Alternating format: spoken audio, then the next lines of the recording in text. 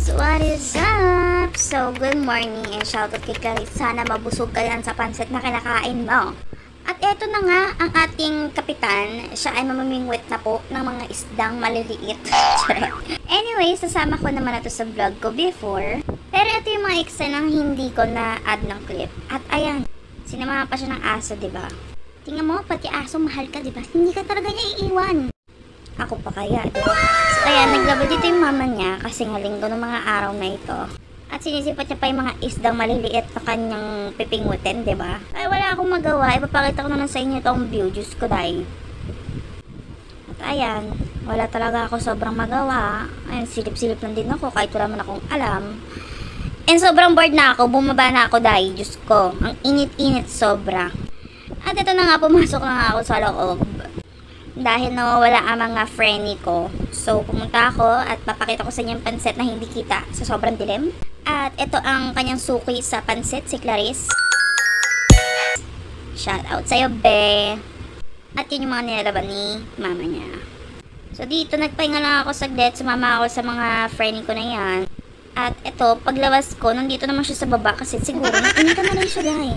At in fair, buti naisip ko ng paliguan yung aso, diba? Kasi sobrang init.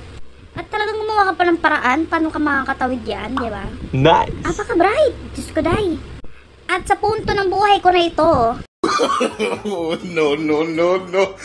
alam ko na ang gagawin mo. Gago! Ikaw ba naman, kung hindi ka loko-loko, di ba? Papaliguan mo yung aso, tas ihagis mo. Anong utak meron ka, day? Pero anyways, mukha namang mag-enjoy ang asong ire. So, hayaan na natin siya. Gawin ang gusto niya sa buhay, di ba? Kung dyan siya masaya. At ito na nga yung kapatid ng aso, hinagis niya. At kasama ko na ang kapatid niya din. So, ayun, ihahagis ko na sila dalawa kasi magkapatid din sila. Charot! Ang corny mo dyan. So, ito na yung aso, hinagis niya. At nakaahon na rin naman sa kahirapan. Sa kahirapang dinanas niya sa lalaking ire.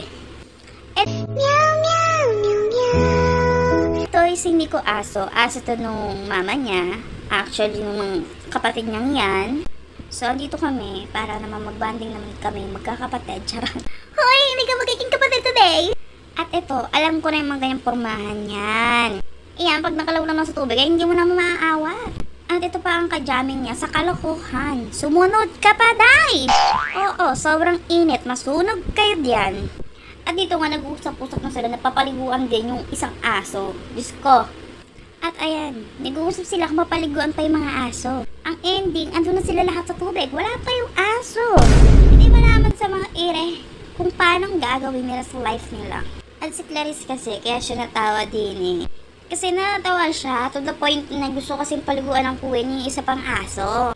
Eh naawa na siya dun sa isang aso na hinagis nga before. Kaya in-explain niya, nakatawa siya, tapos tingin siya ng tingin sa akin. Hindi siya makapag-decide ko papaliguan din yung isang aso, dahil talaga, dahil. Paano ba naman makapag-decide ang person? Nakita niya kung paano ihagis yung isang aso, diba? At natuwa ako dito kasi naawa si Maki doon sa asong yan. Kaya ang thinking ko, kasi nilapit niya na dito, is aahon niya na. Diyos ko, mukhang mas naawa pa siya sa kuya na napilit ng pilit na paliguan ng aso. Eh, wala na akong magagawa, hindi ako makatawid, diba? At kita niyo naman, nagtutulungan pa yung dalawa. Sa puntong ito, napapaisip na lang siguro yung aso. Bakit niyo ba naman kasi pinaparusahan? Wala namang ginawang kasalanan. Anyway, safe naman po yung mga aso. No worries po. Kasi kami dito is mga dog lover. Sadyang ito lang yung way ng pagpapaligo talaga nila. Before pa man ng mga aso na to. Kasi nga, dog lover sila, madami na din talaga silang naging aso before. At sa puntong to, pinahon na talaga namin yung aso.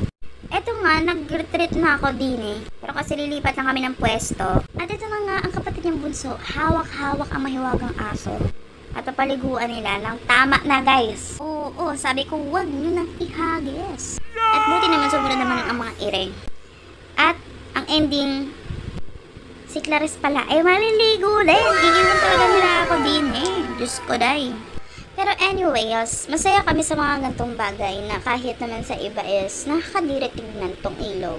Well, ilog is ilog, I know. Nagatapo ng dito. Pero anyways, ayun, masaya kami sa gantong kaliliit na memories at quality time. So, sana kayo din At syempre galing sila sa probinsya, ilang taon sila nagkahiwalay ng kuya niya. So, quality time talaga to at iti-treasure nila tong mga oras na ito. So, ayun lang guys. Bye!